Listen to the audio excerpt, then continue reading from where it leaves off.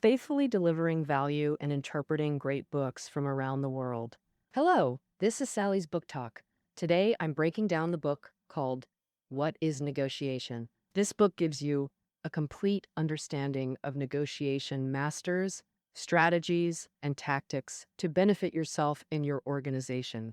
Long Young-tu, China's chief negotiator for WTO accession, commented, "What is negotiation? It's truly a page-turner, a great book you can't put down once you start." Maybe you think negotiation feels distant, like it's only for countries or top execs. But actually, negotiation is everywhere. Like a baby crying for attention, aiming for a promotion, closing a deal, or even dating and shopping. So, negotiation has become an unavoidable part of work and life, making it crucial to learn. The author, Gavin Kennedy, is a Cambridge University PhD and world-renowned negotiation master and trainer. He's trained businesses in negotiation skills across over 100 countries and thousands of companies, giving countless talks. Through strategy speeches, the author uses real-world cases to reveal the thinking and logic behind negotiation. Next, I'll cover the book's essence in 3 parts. 1. What's the purpose of negotiation? 2. What are the most common negotiation mistakes? 3. What skills and strategies lead to effective negotiation? Let's dive into part 1. What's the purpose of negotiation? When you think of negotiation, you might picture heated arguments or compromises where both sides barely agree. That makes negotiations seem like defeating the other or mutual concessions, but the author says that's not the real goal.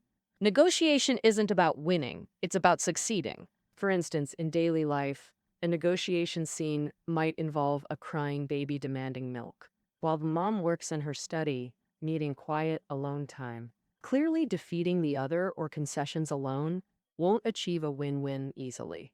At this point, the mother just needs to take a little time to feed the baby, which satisfies the baby's needs and gives her a longer, quiet, alone time. Another example is modern people dating.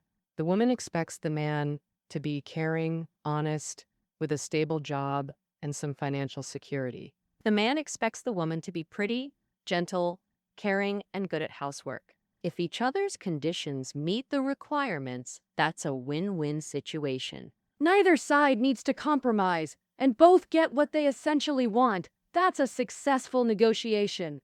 So negotiation is about balancing mutual interests while maximizing benefits for both sides, and this applies to all negotiations. All right, we've learned that negotiation isn't about winning or losing, but about a win-win that considers both sides' interests.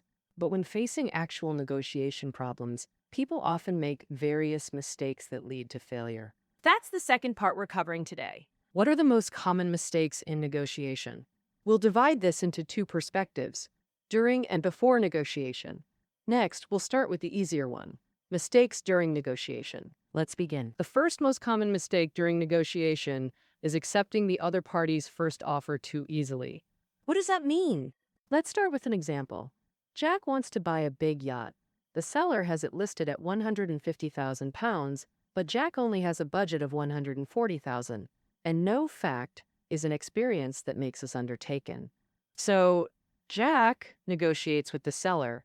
To leave bargaining room, Jack offers $135,000 first, but surprisingly, the seller agrees readily.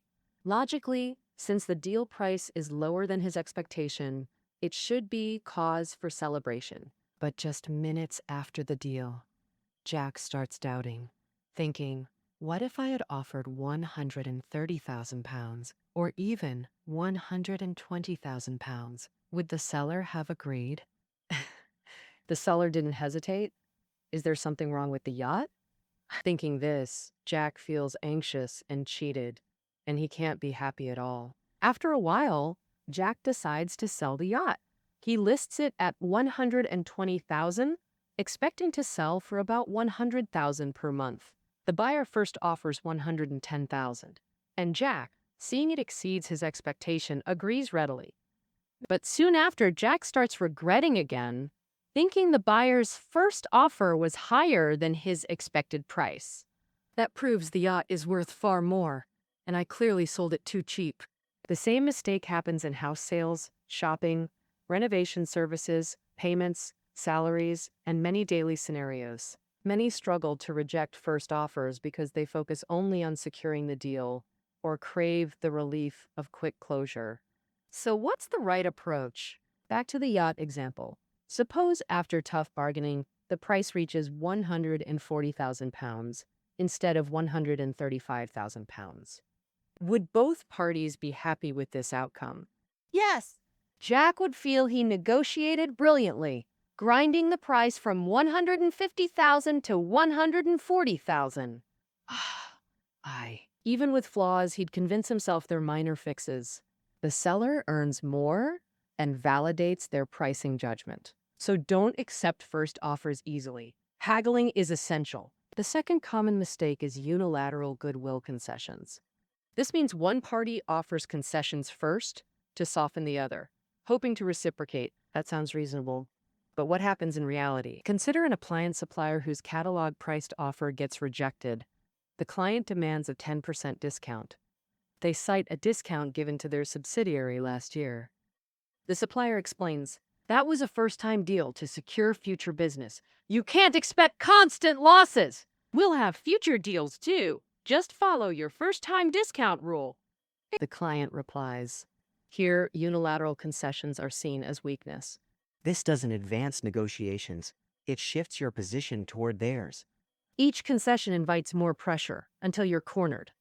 Unilateral goodwill concessions can occur in almost any negotiation scenario, like selling clothes at cost to encourage repeat business. Or unilaterally offering extra gifts or services usually leads to more concessions, causing negotiation failure and financial loss. So, as the author says, generosity might inspire others in life, but not in negotiations. If accepting first offers and unilateral concessions are beginner mistakes, then the third error, changing demands without response, can trap even experienced negotiators. Take this example. A company owes you payment, and you keep pressing for resolution. But after waiting, they neither respond nor refuse payment. What would you do? Suing crosses your mind, but that brings hassles, lacking legal knowledge and facing high lawyer fees. Plus, lawsuits drain time and energy, and the owed amount isn't worth the trouble. Unwilling to deal with that, you compromise by lowering your demand, since they won't respond. But this makes them see you as weak and unprincipled. They'll just wait for you to lower demands further, leaving you anxious. What should you do? To resolve disputes quickly, actually file the lawsuit. The company shares those lawsuit concerns. They'll reconsider, letting you regain leverage. So changing demands without response is absolute taboo in negotiation. This causes losses and loses the entire negotiation. These three errors happen during negotiations. But expert negotiators know the real battle begins before formal talks start. Now let's discuss pre-negotiation mistakes. Advertising price negotiable. This error is easy to understand. For example, a property app lists a house at 1.5 million with price negotiable.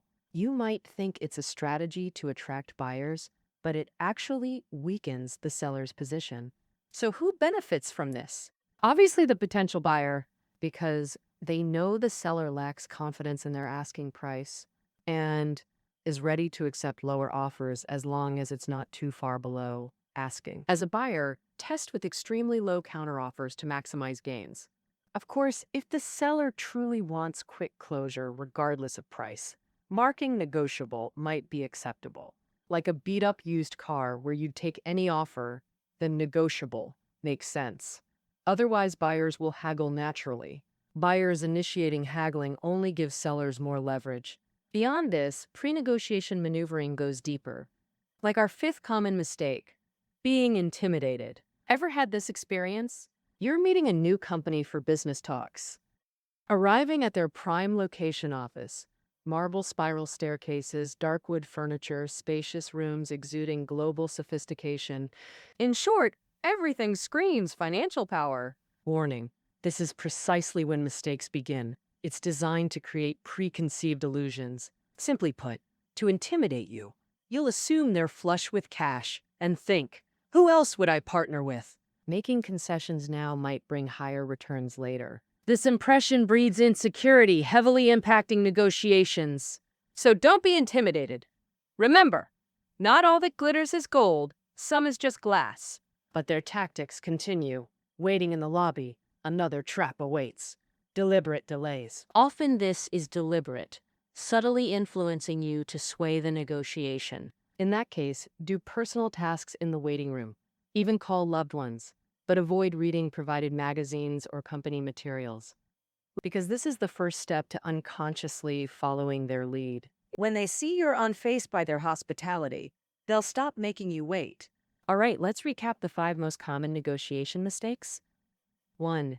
Accepting first offers easily, whether buyer or seller both feel shortchanged. 2. Unilateral goodwill concessions, seen as weakness, pressuring more concessions. 3. Changing demands without response makes you seem unprincipled, inviting further concessions. Advertising price negotiable tells buyers you lack confidence and will accept lower prices. 5.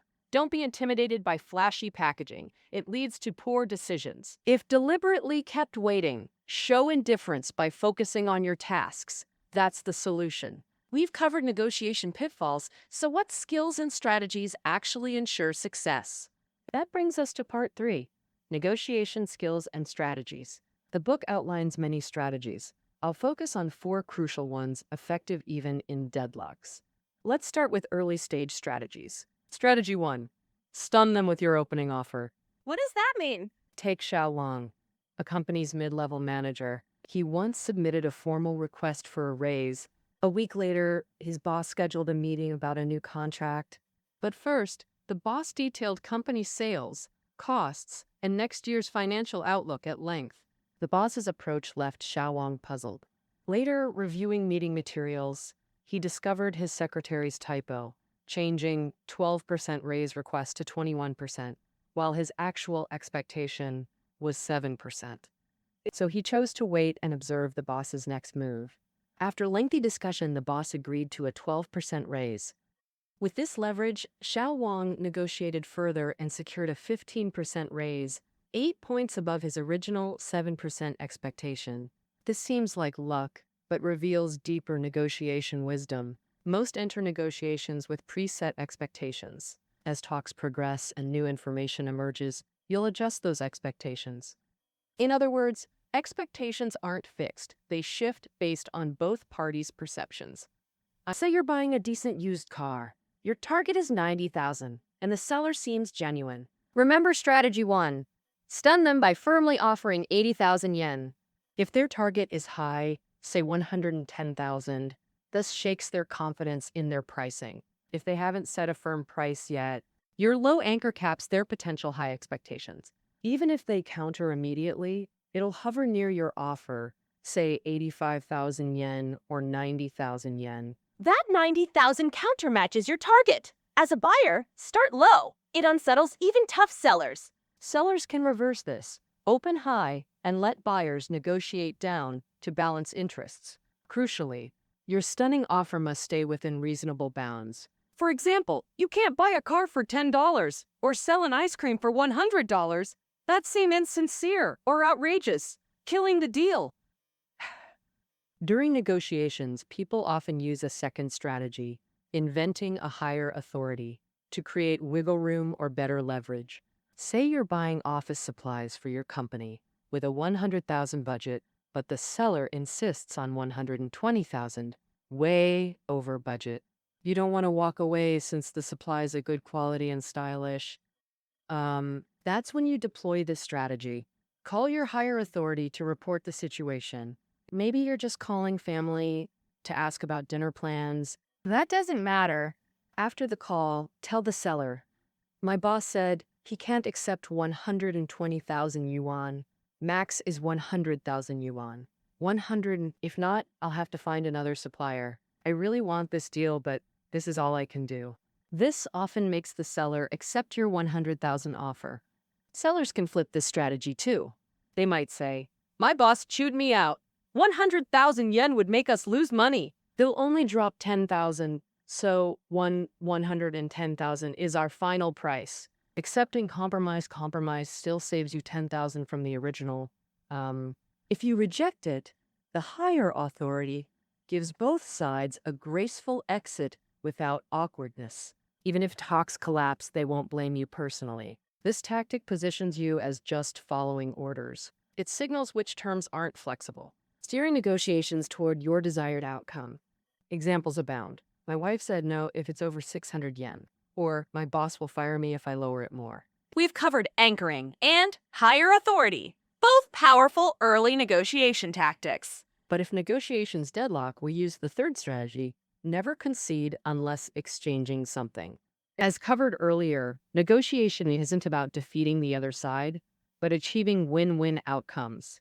Pure concessions during deadlock aren't negotiation, yet no concessions make progress impossible. So how should we concede to avoid deadlock? Mutual compromise is often effective. Say buyer offers Yeo 100,000, seller holds at Yeo 120,000, someone suggests splitting the difference at Yeo 110,000, seller agrees. Now, but if buyer demands further concessions, seller gets trapped. That's when you say, if you pay full amount within 10 days, we'll accept your terms. Or, if you cover all shipping, we'll trade at your price. When proposing anything, always add, if.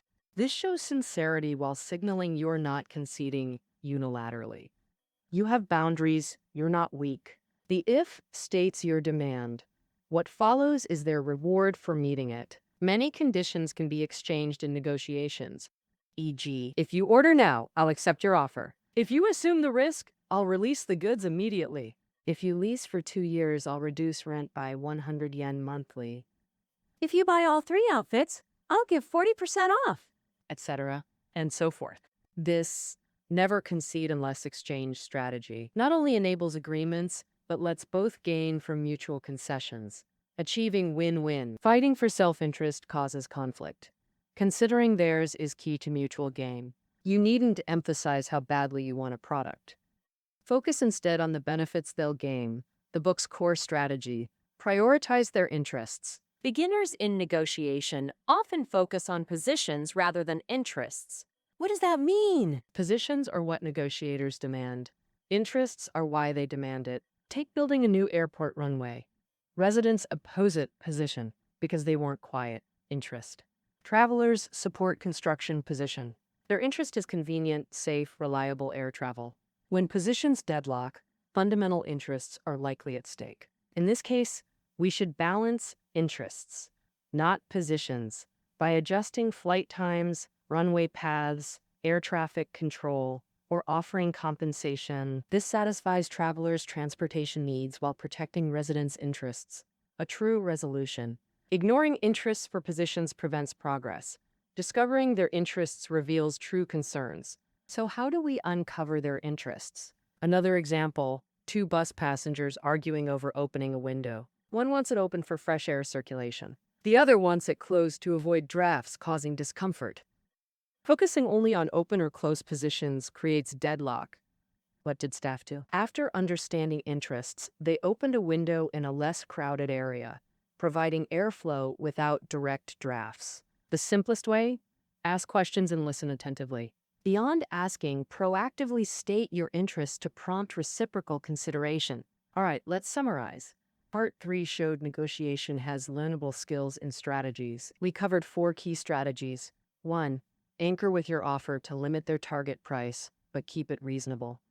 2nd, inventing a higher authority. This implies certain terms are non-negotiable, and even if talks collapse, you won't be resented. 3rd, never concede without an exchange. This makes it clear your concessions come with conditions. 4th, focus on their interests. Positions are surface level. Interests reveal true motivations. Addressing both sides' interests leads to successful, satisfying negotiations. That covers the book's core content. The author concludes by reminding us, everything is negotiable. Adhering to this principle helps you navigate even the toughest situations and pressures. All right, what is negotiation? We've interpreted it here for you. Reading notes are below the audio. See you next time.